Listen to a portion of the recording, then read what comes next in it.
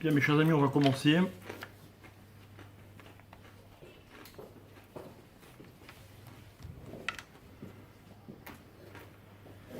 Je voudrais d'abord rappeler qu'on va dédier le cours à la mémoire de Chaim Ben Meir. Non, pas la mémoire.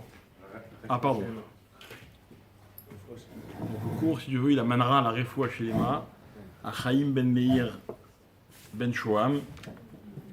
Et la Seouda également est offerte pour sa refoua. Donc, quand vous faites la bracha, si vous avez déjà fait les premières, quand vous ferez les dernières, vous penserez, si Dieu veut, à sa refoua. Et je tiens à remercier notre ami Jérémy d'avoir été le premier à dégainer pour que... Ah oui. Voilà. Donc je tiens à remercier notre ami Jérémy Ben Shoham pour avoir le premier à avoir dégainé pour la première fois qu'on fait ce buffet autour de ce chiour. Et je voudrais m'inspirer, vous proposer une réflexion en m'inspirant de à la fois la paracha, ou plutôt les parachiotes, le thème de ce que nous lisons dans la Torah en ce moment, également la fête de Hanouka.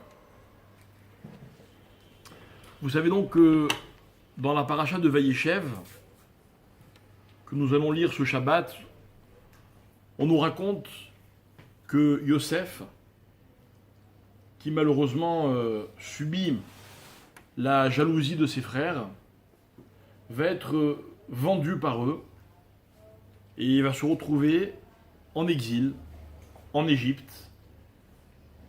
Ça aurait pu être une histoire de famille, un fait divers. Ça va être beaucoup plus que cela parce que finalement, c'est toute l'histoire du peuple juif qui dorénavant va changer. On assiste donc dans cette paracha à la naissance du concept qui s'appelle l'exil. Jusque-là, ça n'existait pas. À partir de maintenant, ça existe. On n'a toujours pas résolu le problème. La Torah va nous raconter dans quelques semaines, dans la paracha de Vaïgash pour être précis, que le père de Yosef, donc Yaakov, qui pensait pendant longtemps que son fils était mort, apprend qu'il est vivant, apprend qu'il est en Égypte et décide de le rejoindre. Mais la Torah nous dit qu'il ne va pas y aller tout seul, il va y aller avec toute sa famille, les femmes, les enfants. Et la Torah va faire le compte précis de tous ceux qui vont accompagner Yaakov. La Torah arrive au nombre de combien ? 70. De 66. Ah. Et la Torah rajoute, mais Yosef était marié, avait 2 enfants en Égypte, donc ils vont se retrouver à 70. Ok ? Et en fait, ce que nous on va essayer d'expliquer, c'est que le chiffre 70 n'est pas un chiffre anodin, il est un concept, il est un repère que l'on va retrouver très souvent. Ok ? Non. Non, psst. Éloignez-vous. Corona. Non, c'est pas Corona, c'est pas Corona, c'est Corona. Et donc, le chiffre 70, il a une particularité, on va essayer de l'expliquer. Alors, il y a donc 70 juifs, la famille de Yaakov, qui descendent en Égypte. Ok ? Est-ce que parmi vous, il y en a qui connaissent d'autres choses qui sont au nombre de 70 ? 70 langages. Les 70 juifs du Sanhedrin, ils étaient vraiment 70 ? 70 nations. En fait, les juges, ils étaient 71. Mais ils auraient dû être 70, sauf qu'on a rajouté un 71e pour qu'il y ait toujours la possibilité de qui est un nombre impair. Voilà. Donc, 70 nations, 70 juifs qui descendent en Égypte, 70 langages, 70 juges, 70 anciens à l'époque de Moshe Rabbeinu. Ok. Il va y avoir aussi un autre chiffre 70 qui est très intéressant. C'est ce qu'on appellera les 70, les Shivim Panim la Torah. C'est-à-dire les 70 façons de comprendre la Torah. Vous voyez, si notre cours ce soir est un cours de Torah, ce que j'espère, il va y avoir 70 façons de le comprendre. D'accord ? Mais pas 70 façons parce qu'il y aura peut-être 70 participants. Non, chacun d'entre nous pourra le comprendre de 70 manières. Il y a 70 approches différentes de la Torah. Et là, on va essayer d'expliquer à quoi ça rime, quel est le sens de tout cela. Mais d'abord, comment dire, un espèce de théorème, ok ? Sachez une chose, c'est que ce chiffre 70 évoque la diversité, la pluralité. Ça veut dire que quand vous avez 70 quelque chose, vous avez le summum de la diversité. Par exemple, il y a 70 nations. Alors qui sont ces 70 nations ? Écoutez bien. Ces 70 façons qui vont être, employées par les hommes pour détourner Israël de la Torah. D'où d'ailleurs notre rapport avec Hanouka. Hanouka. Israël est compris dans les 70 ? Mais non. Israël va se retrouver face aux 70 nations. Ok ? Mais, puisque vous me parlez d'Israël, c'est la raison pour laquelle il y a 70 juifs qui ont entamé le processus de l'exil. Pourquoi ? Pour qu'il y ait toujours un juif capable de répondre à l'argument de n'importe quel goy, de n'importe quelle nation. Je continue. Il est écrit dans le texte que nous lisons dans la prière de Hanouka. Alanissim, Vala Pourkan, qu'on va rajouter à chaque Amida, à chaque fois qu'on va faire le Birkat Amazon. Là-bas, il est écrit Bimé Matitya Ben Yochanan Kohen Gadol, etc., etc. Keshamda Malchut Yavan Arsha la Mecha Israël, lorsque littéralement c'est dressé contre le peuple juif la royauté de Yavan, de la Grèce. Pour quelles raisons ils se sont dressés contre les juifs ? La première raison qui va être évoquée dans ce texte-là, écoutez bien, c'est les Ashkicham mitoratar. Pour leur faire oublier la Torah. Voilà, mes chers amis, je voudrais qu'on comprenne une chose. Chaque fois qu'il est question d'exil, à chaque fois que le problème de l'exil est posé dans la Torah, il représente un danger, un seul. Le danger de l'exil, c'est d'oublier la Torah. Et malheureusement, on a bien failli, ils ont bien failli parvenir.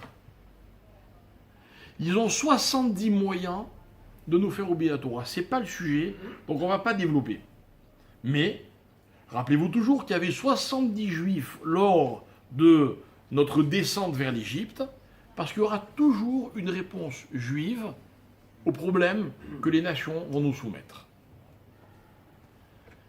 Il y a également 70 façons de comprendre la Torah. Vous l'avez déjà constaté, quand vous lisez le Talmud, les Chachamim ne sont jamais d'accord.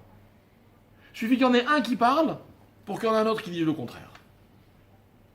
Rares sont les cas où un enseignement est dicté par un sage sans que personne ne soit face à lui pour essayer de le contredire.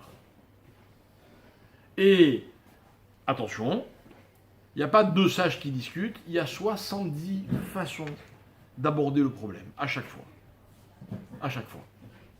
Quand vous apprenez un enseignement de la Torah, et je vous l'ai toujours dit dans mes cours, vous avez le droit de ne pas être d'accord. Ne pas être d'accord, c'est pas rejeter ce que l'autre dit, c'est proposer autre chose. Voilà pourquoi il y a 70 facettes à la Torah. Vous avez la vôtre, j'ai la mienne. Je vous remercie très sincèrement d'être venu écouter. la mienne ce soir, pour que les choses soient claires. Ok? Bien.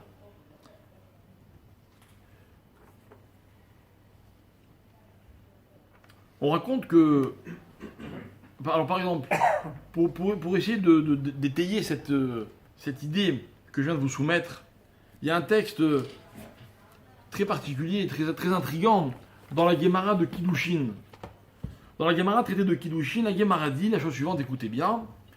Dans le Daf Lamed, page 30, il est question, par exemple, entre autres sujets, de l'éducation des enfants.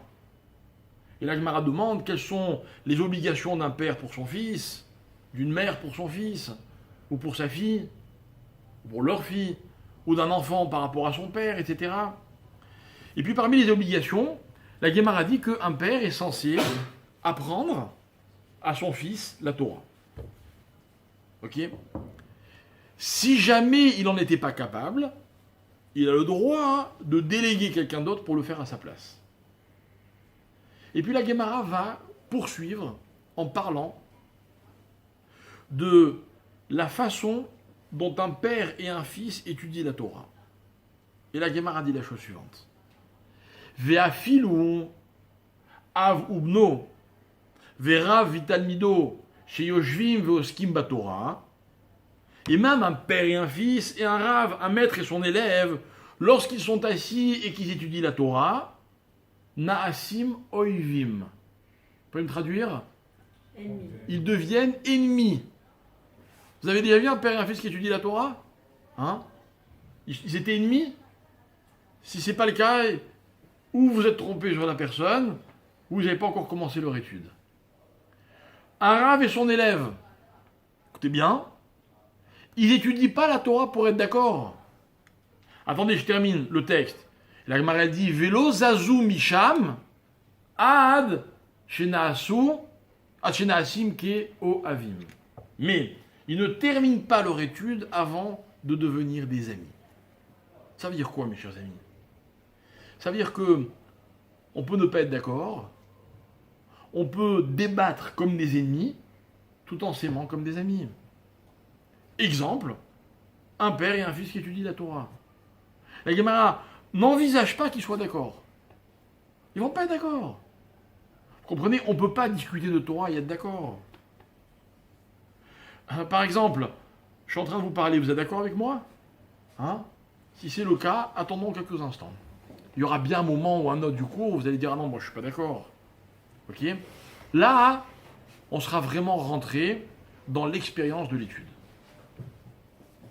Donc, l'idée c'est la suivante. On considère que l'enseignement de la Torah doit être discuté, doit être débattu. La preuve, c'est qu'il y a 70 façons, approches différentes de la Torah. Premier exemple. Deuxième exemple que nous donne dans un enseignement que nous donne la Guémara dans un autre traité. La Guémara dit, comme on l'a mentionné tout à l'heure, dans le grand Sanhédrin siégeaient 71 juges. 70 plus 1 pour départager. Et la Guémara va aborder un tas de cas possibles imaginables, dont un que je vais vous soumettre. La Guémara dit, si on était en train de juger du sort d'une personne, vous savez on faisait appel au grand Sanhédrin seulement dans les cas extrêmes.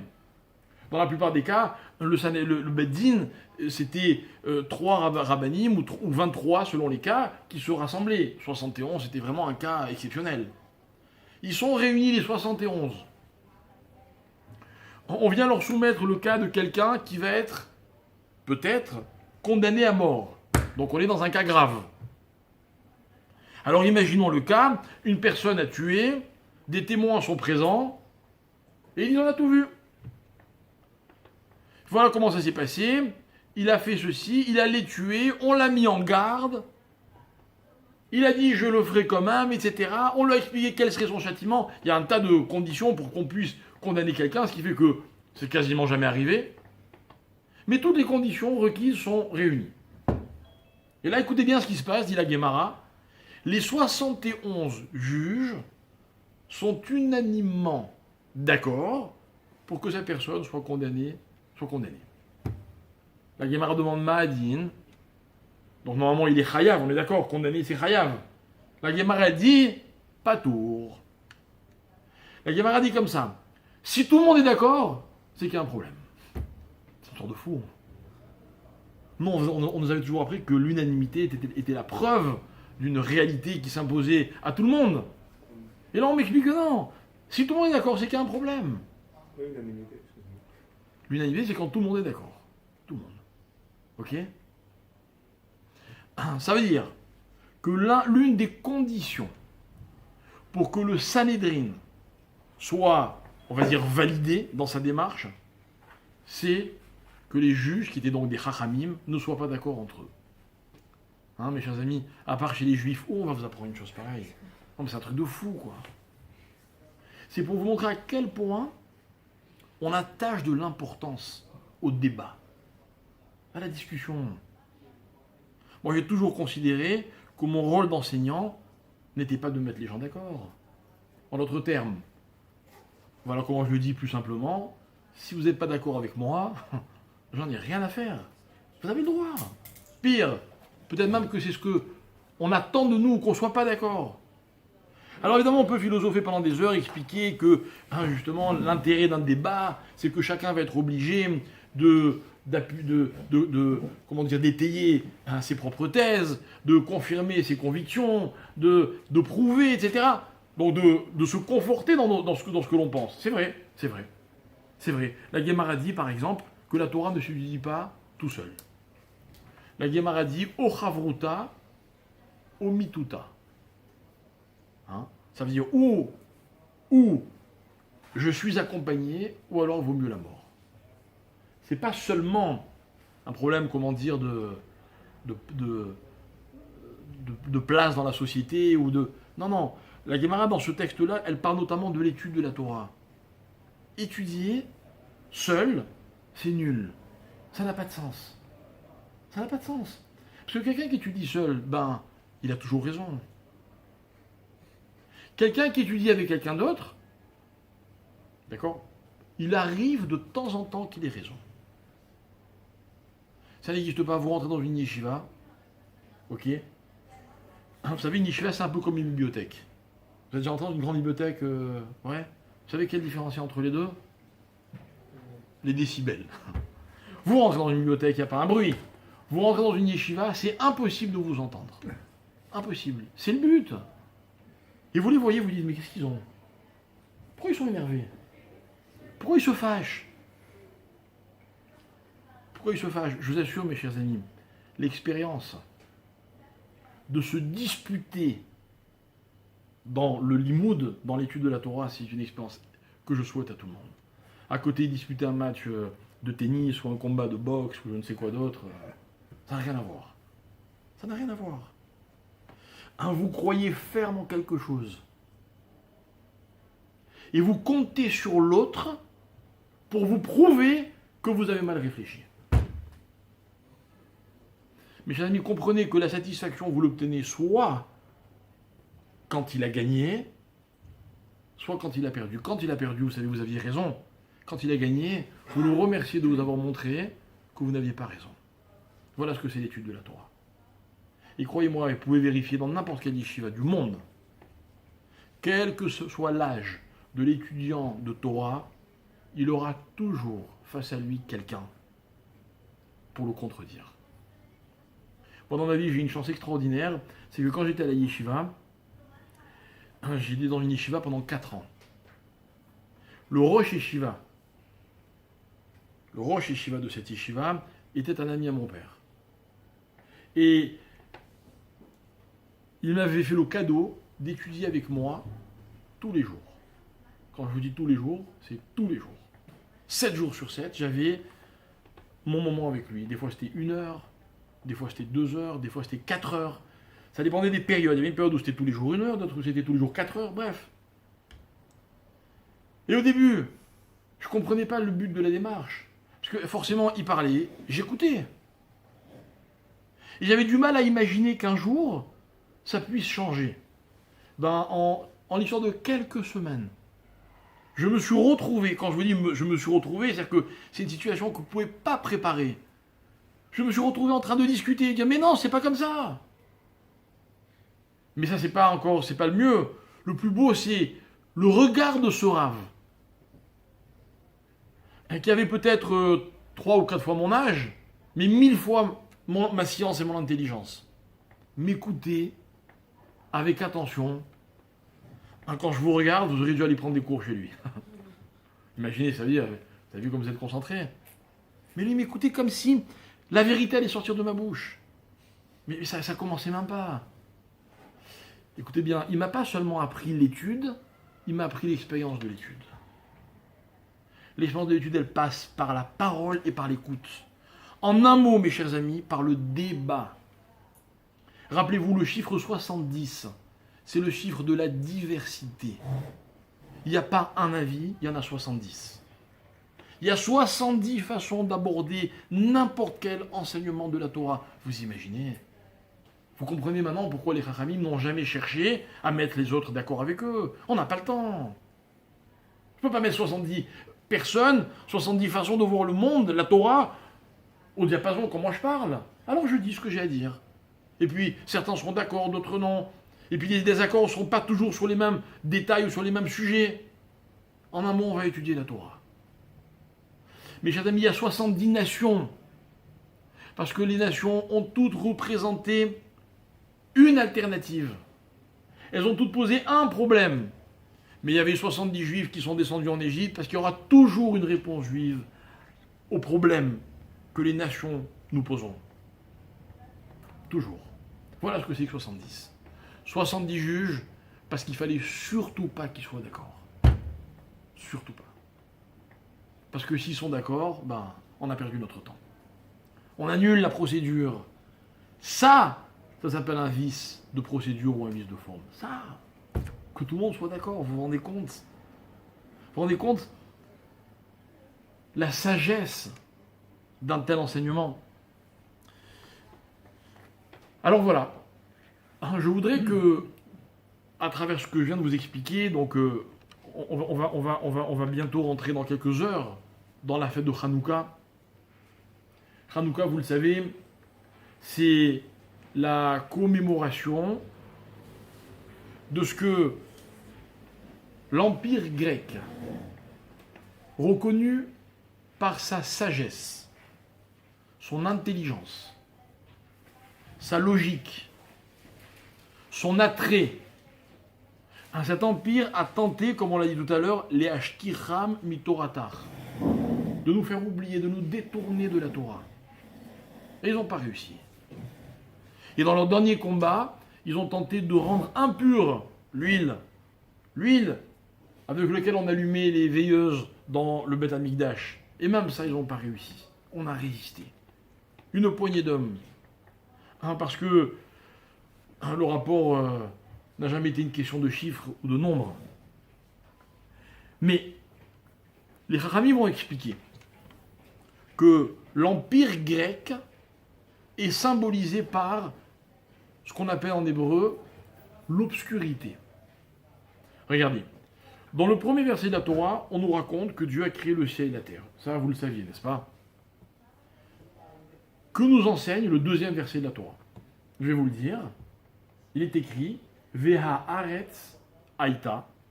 Donc cette terre que Dieu a créée, comment elle était? Elle était Tohu, Vavohu, Vechocher, Alpene, Tehom. Tohu, c'est quoi? Rien. Bohu, c'est quoi? Rien. Chocher, c'est rien. Et Tehom, c'est une quatrième fois rien. C'est un espèce de flou qu'on peut expliquer, on peut donner des indices. Mais c'est donc une absence de forme, de structure, de projet. Donc finalement, on est dans une inutilité. On n'a que la matière. Mais on a cité 4 matières. Nos maîtres diront que ce sont les 4 exils que va devoir traverser le peuple juif. Et celui de Yavan, donc l'exil grec, est appelé dans ce verset Rocher, obscurité. C'est bizarre quand même. C'est bizarre, la civilisation de l'esthétique, du progrès, on les appelle obscurité. Peut-être que c'est bizarre, toujours est-il qu'à Hanouka, on a une mitzvah, c'est laquelle? D'allumer des bougies. Ok? Mais nous y reviendrons à cet allumage, un peu plus tard. D'abord, ce que je voudrais vous raconter, c'est un épisode très intéressant de la Gemara dans le traité de Yoma, page 69. La Gemara raconte que les Juifs sont sous la domination, justement, grecque, etc. Et il y a un homme que la Gemara appelle Alexander Mokdon. Comment on l'appelle en français? Alexandre le Grand. Alexandre le Grand. Et lui, il est grec? Alexandre le Grand. Il avait des projets terribles à l'encontre d'Israël. Et voilà que cet homme, pour lequel dans la Gemara, nous avons beaucoup de considération. Je n'ai pas dit ni respect ni admiration, j'ai dit considération. Si on ne le prend pas pour un imbécile, quoi, vous voyez? Sa réussite est colossale, ses succès sont innombrables. Et voilà que cet homme va faire une rencontre. Il va croiser un personnage qui s'appelle Shimon Hatzadik. Vous connaissez Shimon Hatzadik? Hein? Vous êtes déjà allé vous recueillir sur sa tombe? Ouais, bravo. Et les autres, tant pis pour vous. Non, c'est vrai, c'est pas loin, quoi. C'est à Jérusalem. Hein? Il y en a qui font ça même à minuit, d'aller jusqu'à Jérusalem. Hein, c'est rien. À l'entrée de Jérusalem, il y a une tombe, la tombe de Shimon Hatzadik. Qui est Shimon Hatzadik? La Gemara raconte que lorsque Alexandre le Grand a croisé cet homme, il est descendu de son cheval et il s'est prosterné devant lui. Alexandre le Grand, qui se prosterne devant un rabbin. Mais qui est cet homme? Alors la Gemara va expliquer un tas de choses. Moi, je voudrais vous donner un tout petit détail. Magnifique. Magnifique. Vous avez déjà croisé, en étudiant la Torah ou la Mishnah, le nom de Shimon Hatzadik? Sans doute que oui. Pas grave, si on ne s'en rappelle pas. Un Shimon Hatzadik, il est rappelé, il est rapporté dans la deuxième Mishnah du traité de Avot, Pirkei Avot, les maximes des pères. Je vais vous expliquer qui c'est en vous relisant la Mishnah qui précède, la première.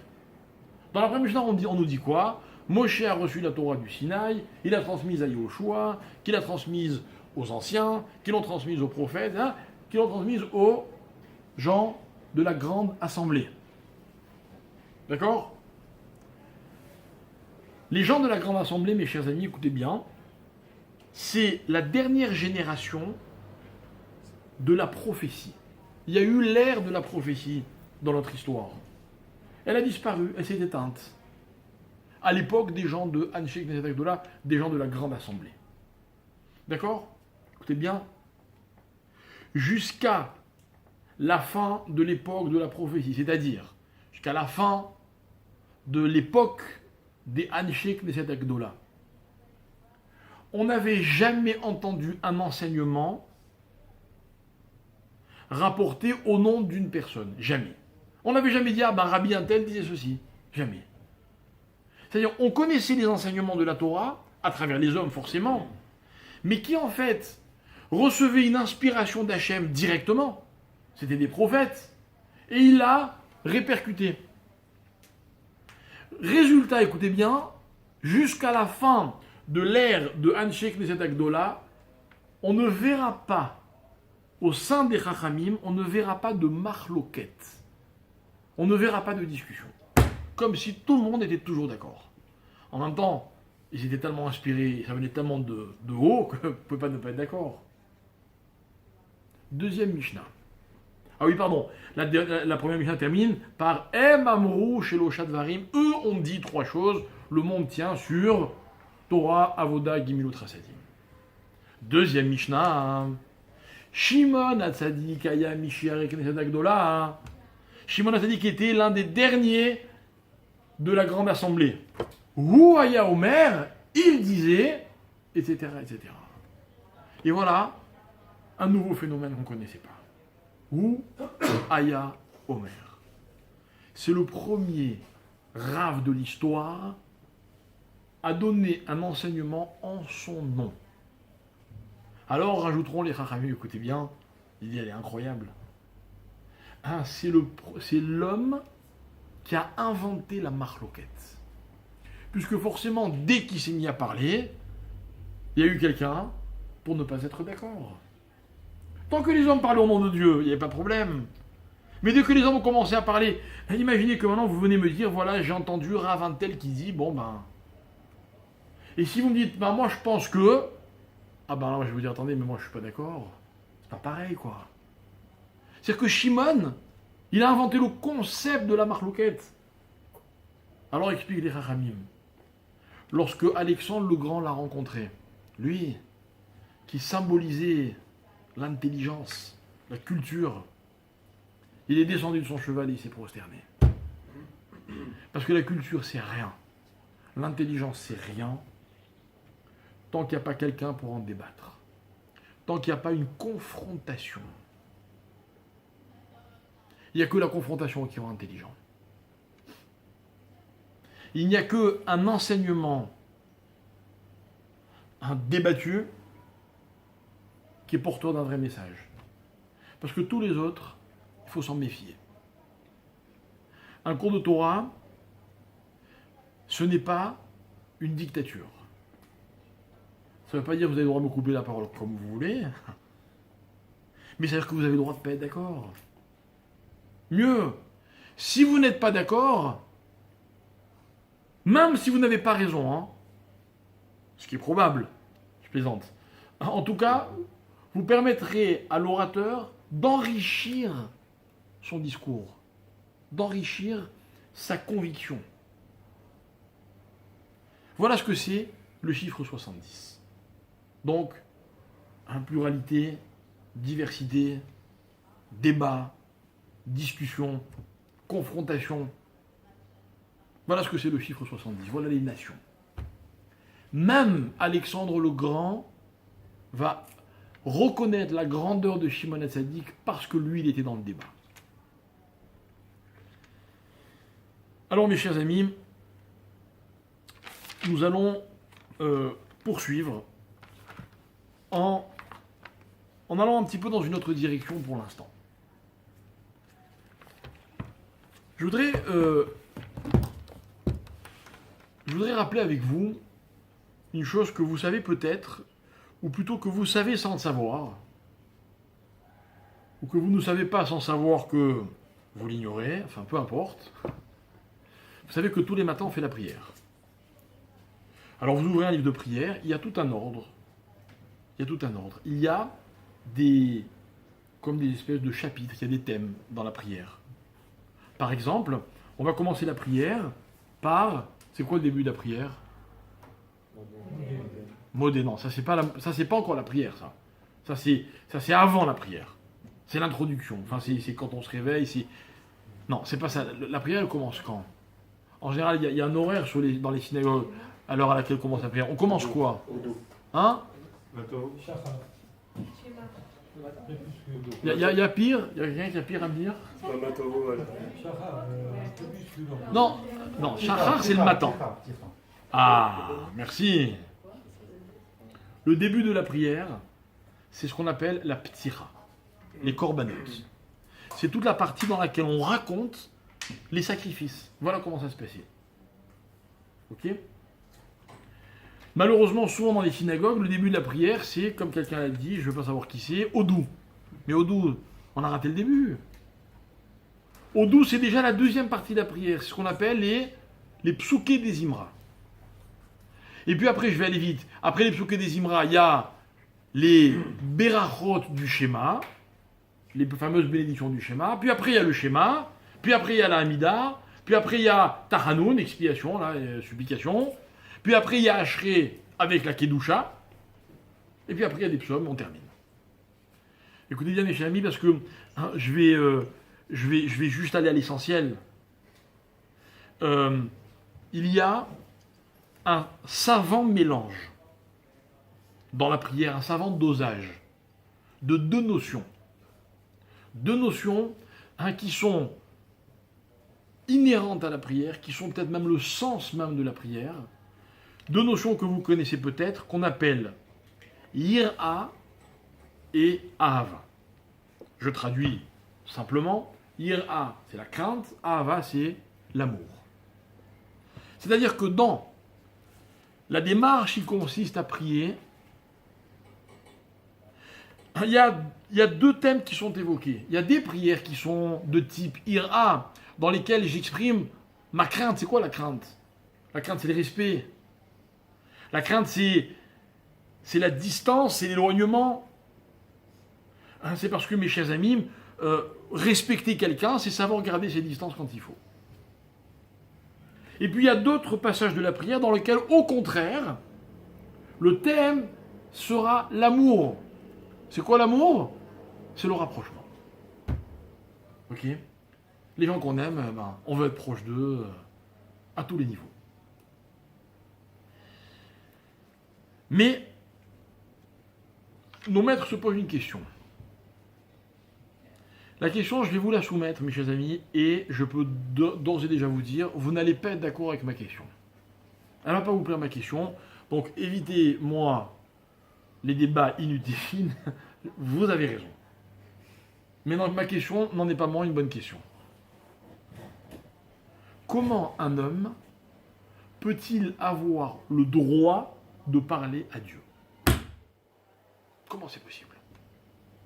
Qui suis-je, moi, homme, pour pouvoir m'octroyer ce privilège qui consiste à parler à Dieu? Salut, ça va? Tu peux me donner ceci?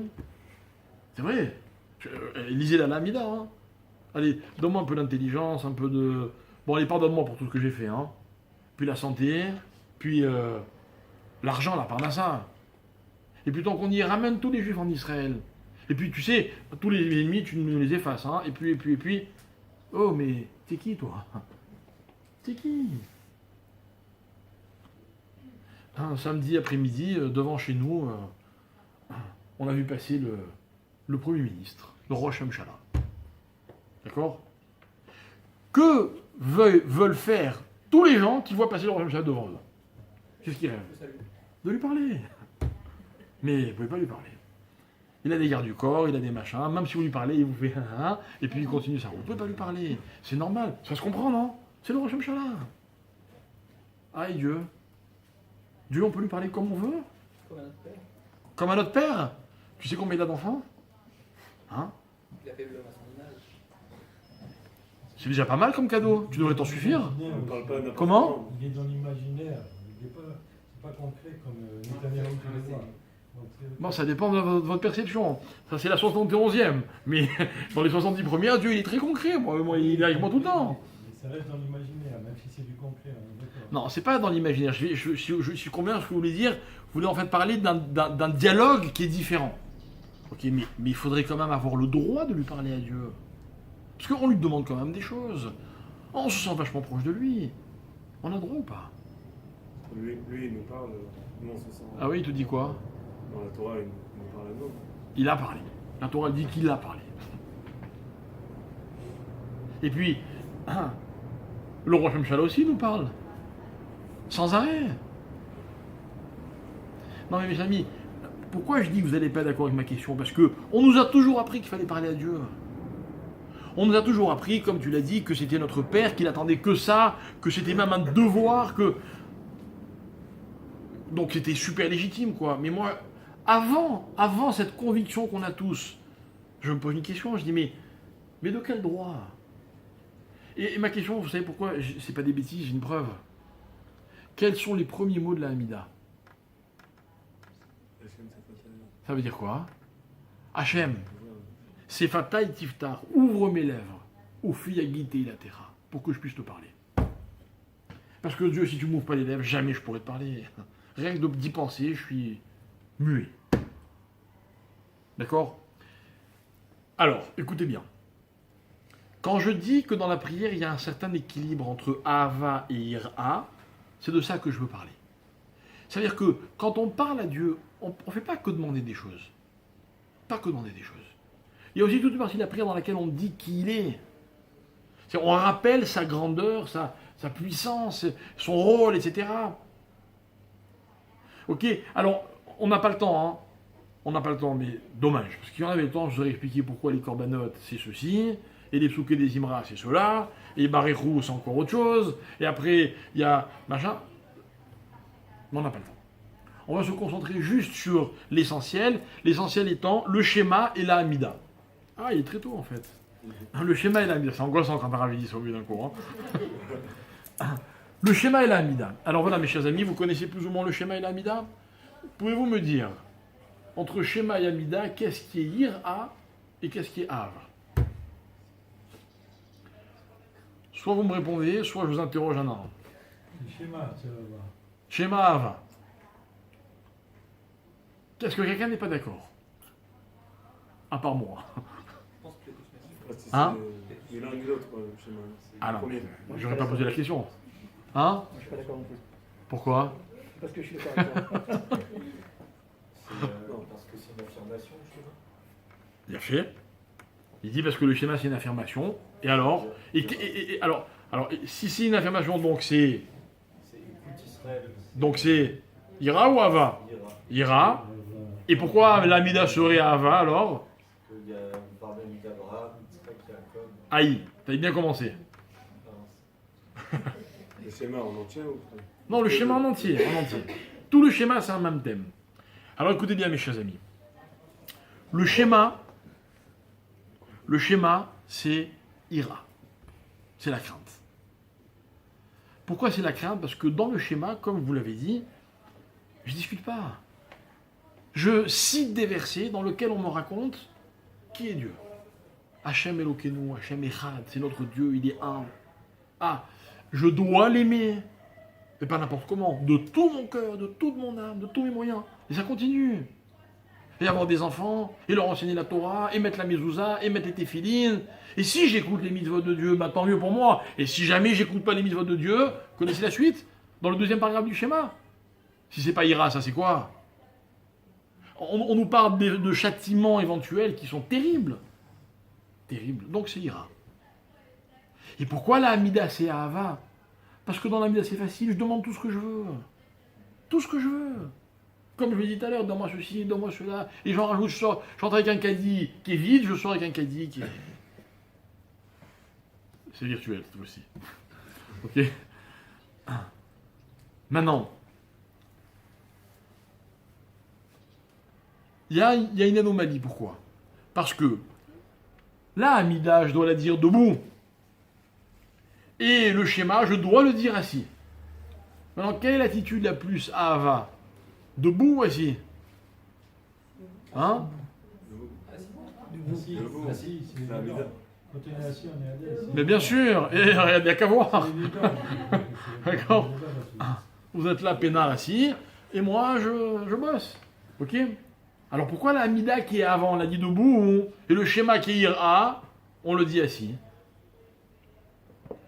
Réponse, Et des deux. pour qu'il y ait des deux, Chazak ou Barour. Hein, parce que l'un est la structure de l'autre. Et encore une fois, on ne va pas remonter à toute la prière, mais c'est extraordinaire de voir comment elle est articulée. Vous savez, qu'est-ce qu'on dit juste après la Hamida, donc le summum de l'Ave? On a demandé tout ce qu'on voulait à Dieu, on lui a dit tous nos petits secrets. D'ailleurs, je vous recommande, vers la fin de la Hamida, dans le passage qui s'appelle Shema Kolenu, arrêtez-vous 5 minutes. Arrêtez-vous et dites tout ce que vous avez envie de dire à Dieu. Dites-lui ce que vous avez envie de recevoir, pour vous, pour les autres. Dites-lui quand vous n'êtes pas content. Dites-lui, écoute Hachem, là, je t'ai pas compris. Vous avez le droit. Il y a une proximité qui est incroyable entre l'homme et celui qui prie. D'ailleurs, c'est la raison pour laquelle l'Amida se dit à voix basse. C'est hyper intime, l'Amida. Vous savez mieux que ça. Il y a marqué, c'est pas une halakha, hein, mais il y a marqué qu'on ne doit pas regarder quelqu'un qui fait l'Amida. Quelque part, c'est un peu pénétrer dans son intimité. Et moi, ça m'est arrivé. Il y avait quelqu'un dans une synagogue où je priais régulièrement. Il finissait un peu plus vite que les autres, et il se tournait, et puis il était juste devant moi. Un jour, je dis, écoute, je t'en supplie, je peux pas prier comme ça. Je peux pas. Je peux pas, j'ai pas envie qu'il voit mon expression quand je parle à Hachem.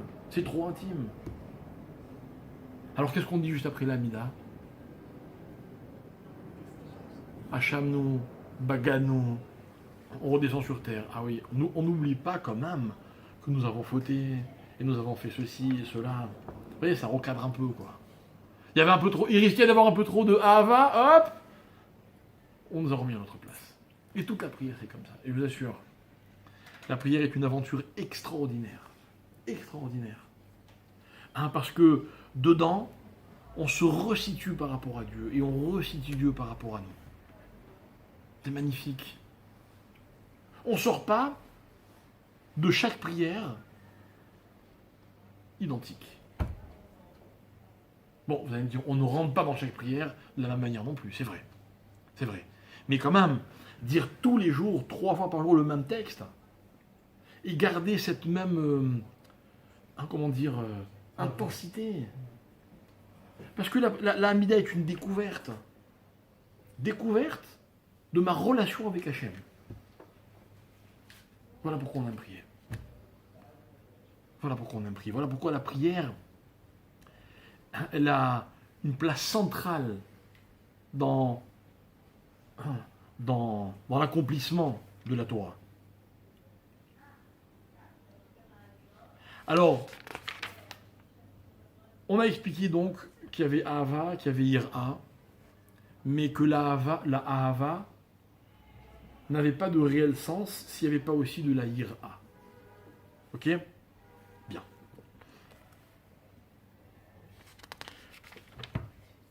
Maintenant qu'on a compris cette chose-là, on va faire un pas supplémentaire. Mais là, j'ai une petite requête à vous faire. Ou vous partez maintenant, ou vous restez avec moi jusqu'à la fin.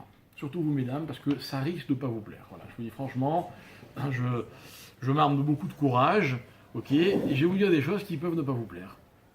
Ok, contrairement à ce que certains croient, je ne suis pas spécialement misogyne, ok, ou plutôt pas du tout.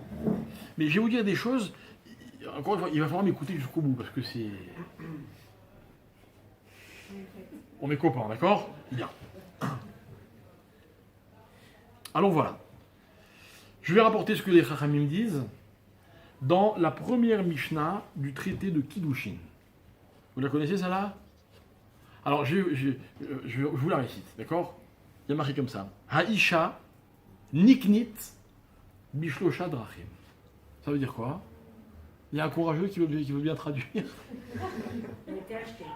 S'acquiert. On l'achète. La femme s'acquiert. Tout de suite, vous parlez d'argent. Achetée. Non. Acquérir. La femme est acquise de 3 façons. Ça vous plaît ? Ça vous plaît ou pas ? Franchement, dis-moi la vérité. Ça vous plaît ou pas ? Non ? Ça dépend. Parfois moins. Ça dépend quelle façon. Si c'est pas l'amour. Ah, ça dépend quelle façon. Moi, je croyais que déjà que le coup de acquise, traduit par certaines achetée, déjà ça va vous faire sauter au plafond. Oui, ça c'est pas beau. C'est pas beau déjà. C'est ça que ça veut dire. C'est pas Miliknot. Alors, Si c'est affectif, ça va. vous savez ce qu'a dit la Gemara ? La Gemara a dit non, il ne faut pas que les femmes se vexent, parce qu'on aurait pu dire l'homme achète la femme de 3 façons. Mais on l'a pas dit. Ça aurait pu être plus violent, quoi. Non, c'est le passif, c'est tout. Passif. Et pourquoi il utilise passif ? Madame, avouez une chose, c'est que la Torah, quand elle a quelque chose à dire, elle le dit.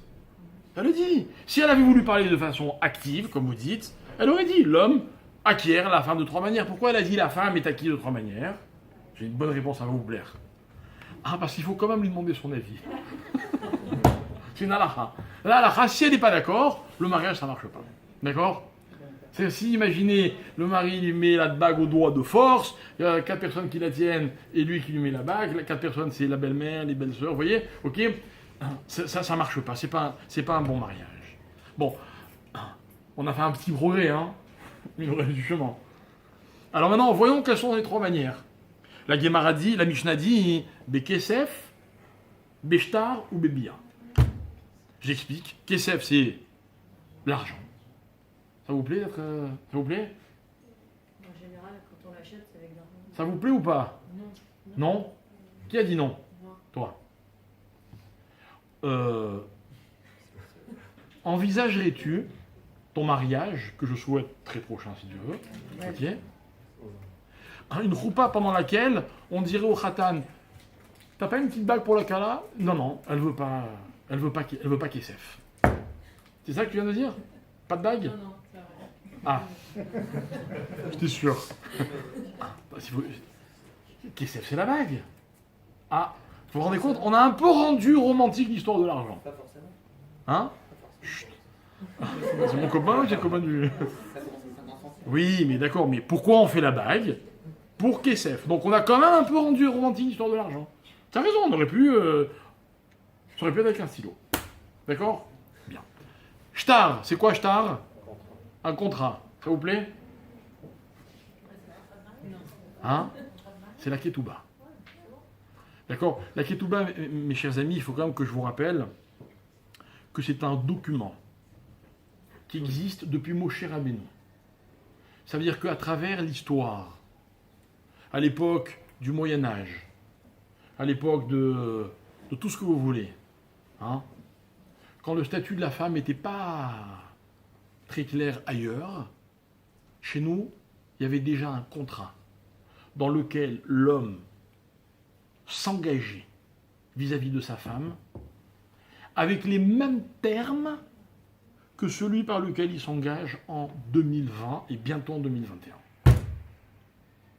Ok? Qu'on ne me dise pas que la Torah, elle n'a jamais donné à la femme sa place. C'est une hérésie. Shtar. On va y revenir, on va tout expliquer. Et enfin, la troisième façon, c'est quoi? C'est Bia. C'est quoi Bia? Là, on est carrément dans le scandale. Un Bia, c'est le rapport intime. Ok, voilà, c'est aussi une façon de consommer un mariage. Ok? Ça s'appelle un kinyan. Alors, avant que vous me sautiez dessus, d'accord? regardez le sens qu'on va donner à ces trois façons de célébrer un mariage. Nos maîtres vont dire, je tiens cet enseignement d'un rave qui s'appelle le Rav Yeshurun, qui est un rave de Marseille, qui, chaque fois qu'il donne un cours, c'est toujours des merveilles, des trésors. Il expliquait la chose suivante. Il disait Kesef, Shtar, Bia, qui est Neged, sont mis en parallèle de Bechol Evavecha, Bechol Nafshecha ou Bechol Meodecha. Mais attention, pas forcément dans le bon ordre. Ok? Alors, on va expliquer. La Torah dit, tu aimeras l'Éternel, ton Dieu, de tout ton cœur, de toute ton âme et de tous tes moyens. Ok? Cœur, âme, moyen. Argent, contrat, intimité. Commençons par l'argent. L'argent, c'est quoi? C'est tout tes moyens. Ça veut dire quoi, tous tes moyens? Ça veut dire quoi, tous tes moyens? Ça veut dire comme ça, mes chers amis et demoiselles, que quand un khatan se retrouve sous la choupa, rien n'a encore été joué. Il ne s'est encore rien passé. Ça veut dire quoi, il ne s'est encore rien passé? Il n'y a pas encore eu d'échange. Ils sont juste fiancés. Dans notre tradition à nous, quand les époux sont encore que fiancés, il n'y a pas encore eu d'histoire. Quoi. Oui, on n'a même pas encore ouvert la première page du livre. La première chose que l'on fait, c'est de dire à l'homme, écoutez bien, d'abord, tu donnes quelque chose. Je voudrais que vous mesuriez, mes chers amis, que c'est contre nature. Surtout quand il s'agit de nature masculine. Que dans la vie, moi, je veux bien donner.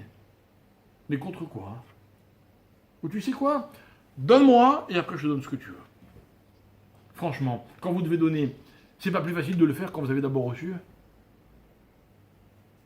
Donc, la première chose qu'on demande à l'homme, c'est qu'on lui dit, tu as de l'argent, ouais, tu peux le donner. Une bague, mes chers amis, c'est symbolique. Symbolique. Pire, on va demander sous la choupa aux témoins d'évaluer si cette bague, elle vaut bien la modique somme de chavé prouta, ça veut dire quelques centimes. Et ils vont dire, oui, bien sûr. Même si elle est en plastique, elle les vaut. Ok?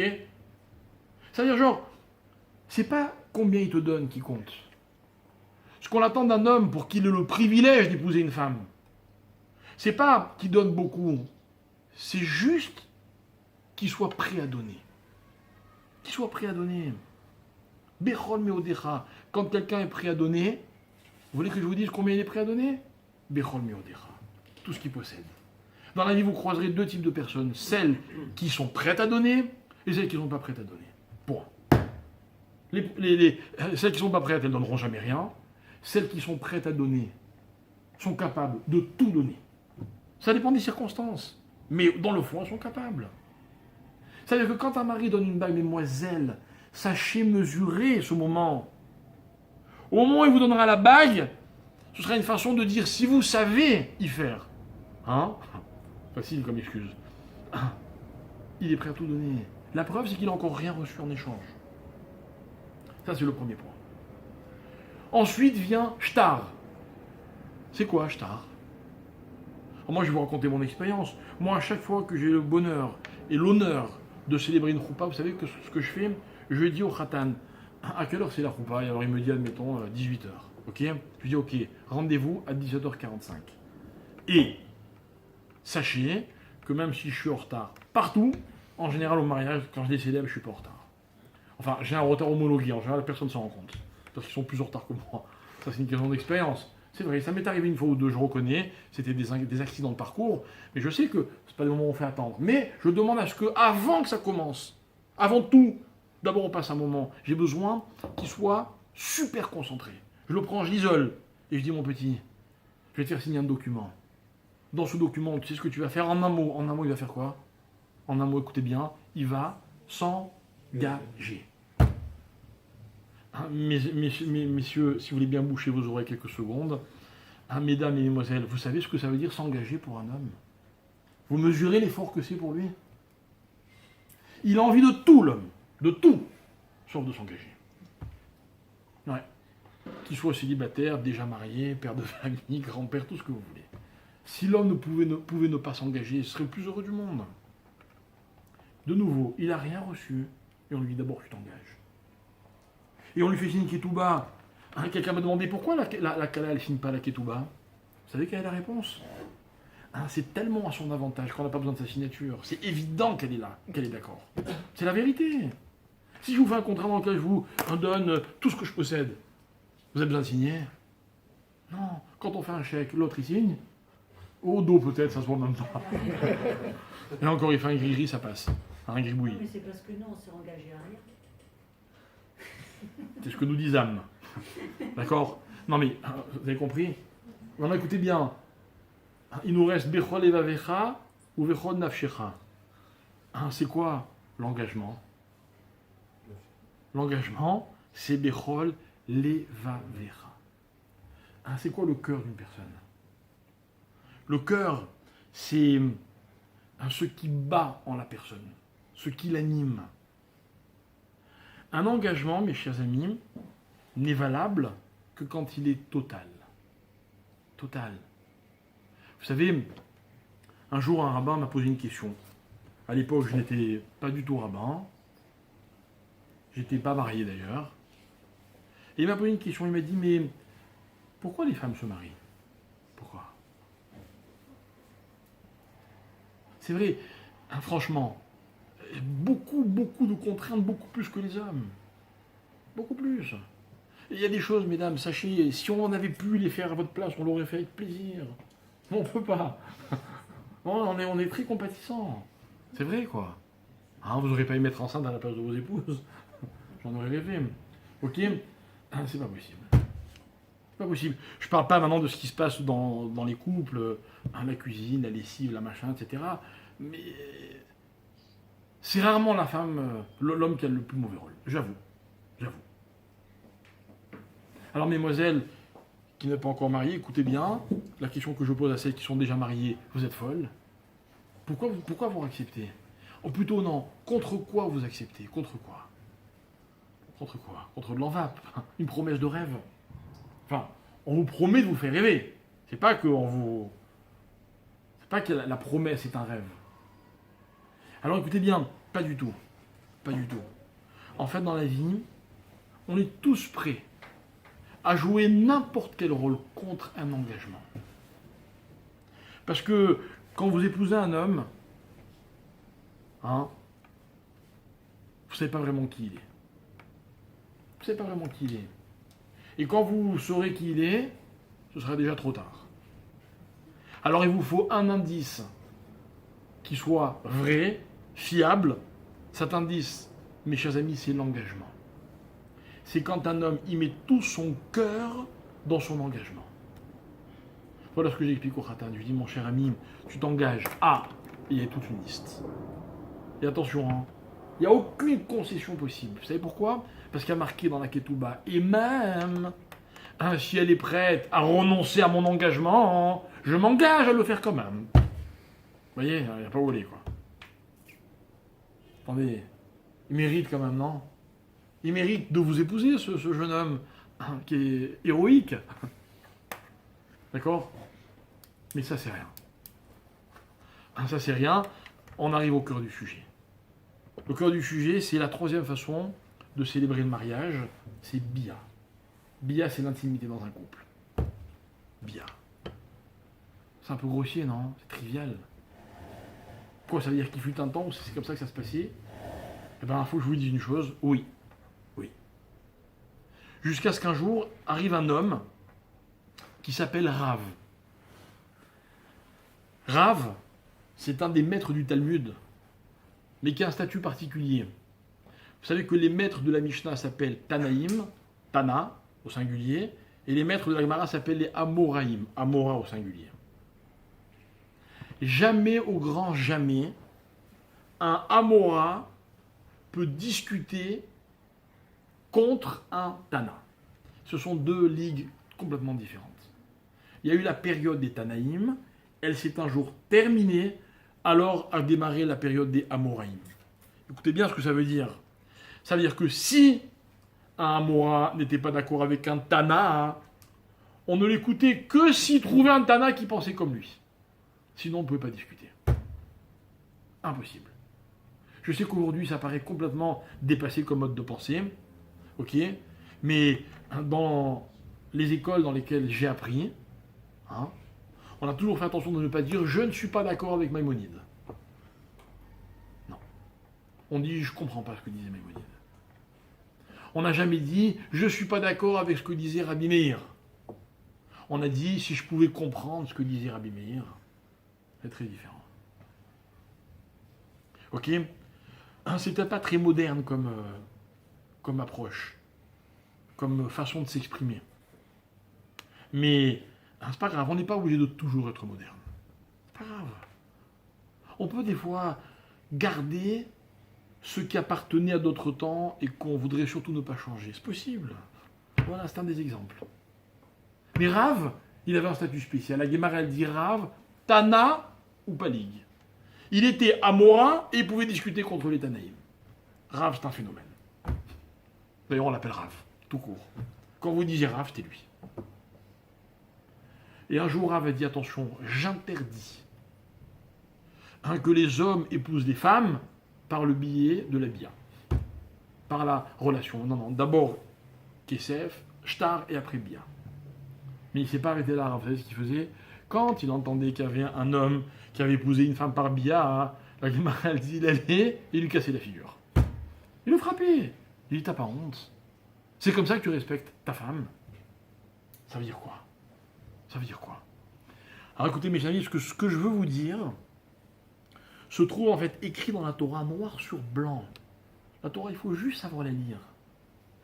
La Torah, elle raconte au tout début, que lorsque Dieu a créé l'homme, au début c'était un être unique, à la fois homme, à la fois femme, ou peut-être les deux à la fois, ou je sais pas. Et puis Dieu a dit non, c'est pas bon, on va les séparer. Et il a créé l'homme et il a créé la femme. Et il leur a dit, rappelez-vous ce qu'on a expliqué la semaine dernière, il leur a dit, mariez-vous. Mariez-vous. Dieu a créé l'idée selon laquelle l'homme a besoin d'un partenaire. Quand je dis l'homme, c'est l'être humain, a besoin d'un partenaire. C'est-à-dire que dans tous les types de partenariats qui vont exister dans l'histoire, à l'origine, il y a l'histoire de l'homme et la femme. Mais il y a un cahier des charges. Ça veut dire, ne sera considéré comme vrai partenariat, ou plutôt, si vous voulez, comme vrai couple, c'est vous qui choisissez, que celui qui respectera les conditions sine qua non. C'est quoi les conditions sine qua non? Mariez-vous et multipliez-vous. Pérou ou vous. Conditions sine qua non. Alors, demande les Chachamim, pourquoi c'est tellement important? Parce que le couple a sur leurs épaules, sur ses épaules, la responsabilité de permettre au monde d'exister. Et comment n'importe quel couple peut avoir autant de responsabilités? Écoutez bien, c'est très simple. C'est parce qu'il n'y a que par le partenariat, ou plutôt par le mariage, qu'on peut se réaliser. Et un homme qui est capable de se réaliser peut permettre au monde de se réaliser, tout simplement. Quand un homme, il peut être mitkayem, exister, c'est-à-dire vivre une vraie réalité, si on peut le dire comme ça, eh bien, il serait capable de faire vivre au monde entier une vraie réalité. Permettre au monde d'être mitkayem. Je referme ma parenthèse. Que font l'homme et la femme juste après cet ordre que Dieu leur donne? Écoutez bien. Vayeda Adam et Chava Ishto. Je traduis. Et Adam a connu Chava, sa femme. On a presque été discret avec le terme. Ça veut dire quoi il a connu? Ben juste après on va nous expliquer qu'ils ont eu un enfant. D'accord? Mais nous on a appelé ça dans la Torah Vayeda, il a connu. Parce que, mes chers amis, il n'y a que par la proximité physique, et il n'y a que par l'intimité totale et réelle qu'on peut se connaître. Ah, j'ai failli oublier une condition.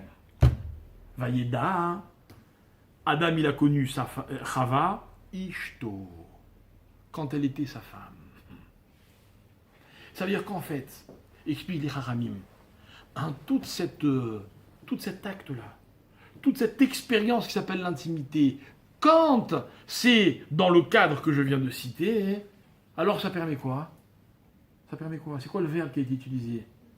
Ça permet de se connaître. Et voilà, on y est arrivé. On est arrivé, mes chers amis. Parce que le troisième mode de mariage correspondait à Bechol, Nafshecha, de toute ton âme. Mais c'est quoi l'âme, mes chers amis? C'est quoi donner son âme? Quand je donne mon âme à quelqu'un, vous savez ce qui se passe? Eh bien, il va me connaître.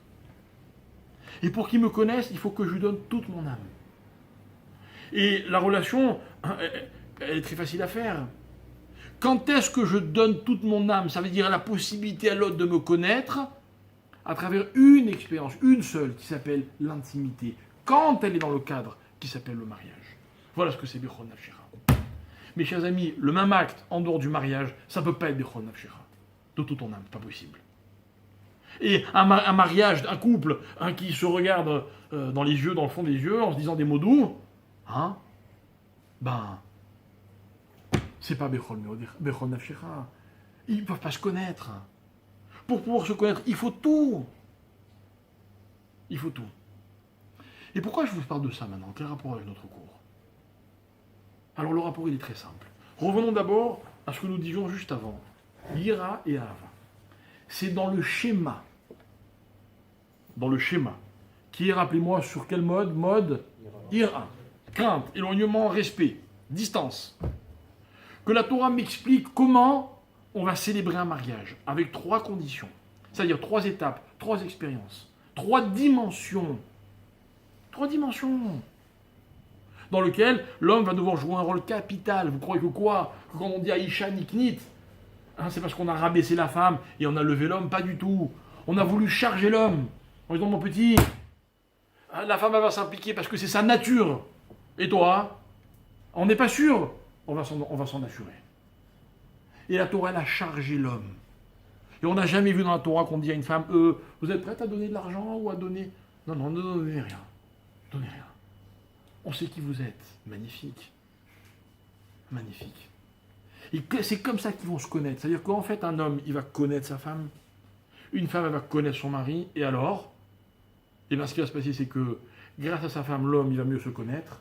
Et grâce à l'homme, la femme va mieux se connaître. Voilà ce que c'est Vayeda.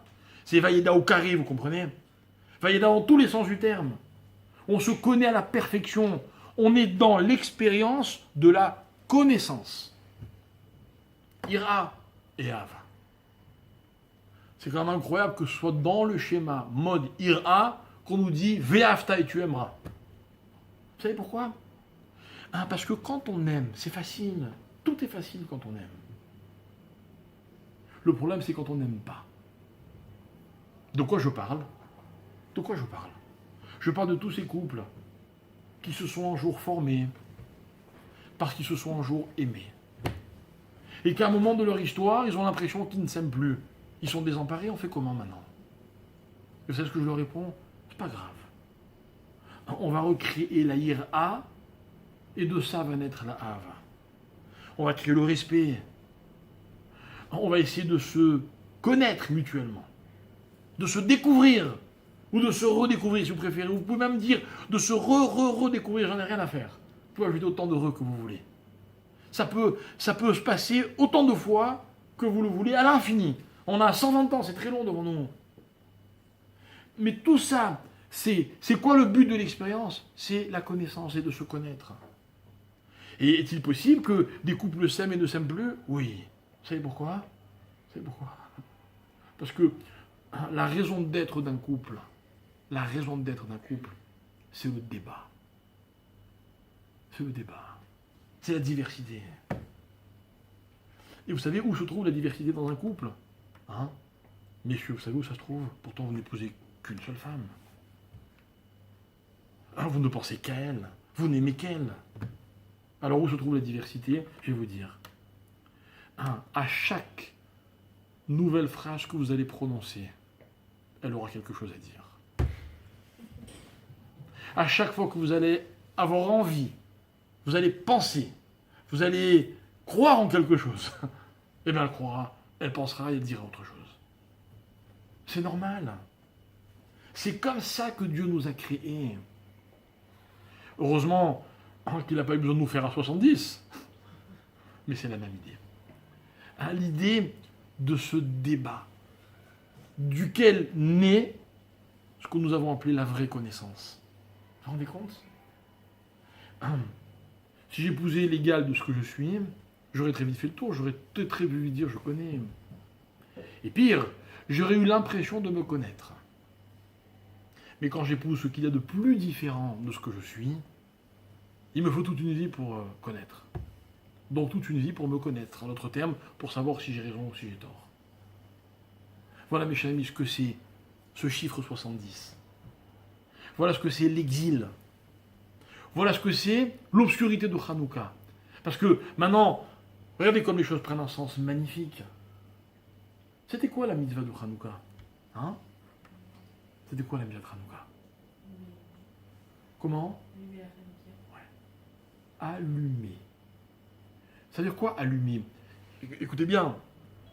La mitzvah de Hanouka, c'est pas que les flammes soient allumées. La lumière n'est pas l'essence même de la mitzvah. La preuve, c'est qu'une fois que les bougies de Hanouka sont allumées, je n'ai pas le droit de tirer profit de cette lumière. Donc ça veut clairement dire que le thème c'était quoi? C'était pas que ce soit allumé. Le thème c'était l'allumage. Vous savez pourquoi?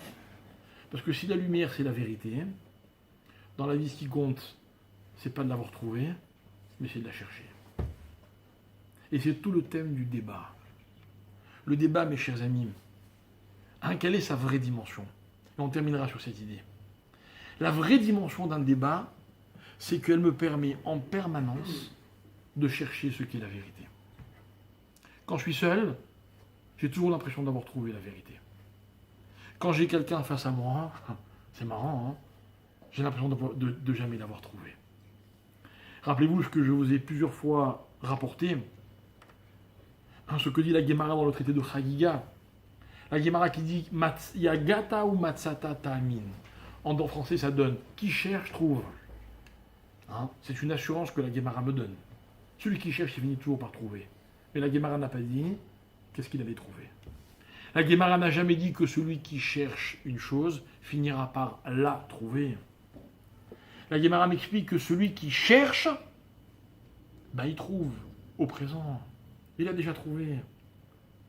Il a trouvé au moins ce que c'était que chercher. C'est ça qui compte dans la vie. Dans la vie, ce qui compte, c'est pas de connaître sa femme, c'est de chercher à la connaître. Dans la vie, ce qui compte, c'est pas de se connaître, c'est de tout faire pour y arriver. Dans la Torah, ce qui compte, c'est pas de connaître la Torah, c'est de chercher à la connaître. Mes chers amis, je ne sais pas si vous imaginez que dans toutes les yeshivot du monde, tous les étudiants étudient, en sachant pertinemment qu'ils ne connaîtront jamais tout. En d'autres termes, ils la regardent, la Torah. Ils s'y plongent, mais ils savent qu'ils la connaîtront jamais. C'est pas un peu frustrant? Combien de fois on m'a demandé, mais pourquoi dans les yeshivot, il n'y a pas d'examen? Il n'y a pas de niveau? Mais mes chers amis, un examen, c'est pour un résultat. Mais nous, on ne veut pas de résultat. Nous, on voit comment une personne étudie, et on dit, celle-là, elle sait chercher. Voilà ce qui compte. Ne vous fiez jamais à ceux qui trouvent. Faites confiance à ceux qui cherchent. Ne vous fiez jamais à ceux qui vous disent je sais qui je suis ou je te connais. Jamais. Jamais. Ceux-là, ils possèdent des assurances, je ne sais pas d'où ils les sortent. Vous comprenez? C'est ça l'expérience de l'étude.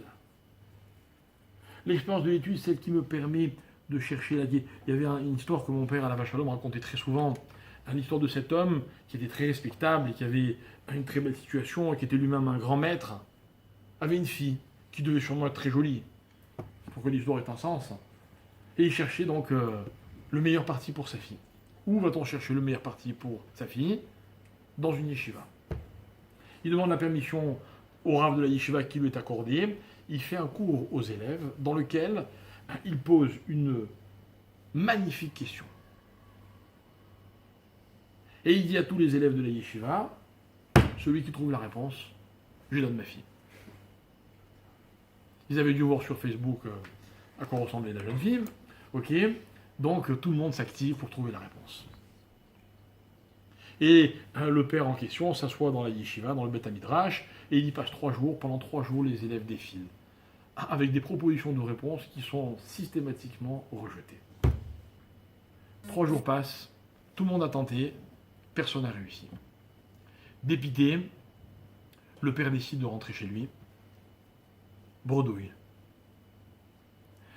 Il fait sa valise, il monte dans sa calèche, il ordonne au cocher de démarrer, il fait quelques tours de roue et il entend un élève qui dit « Attendez, attendez !»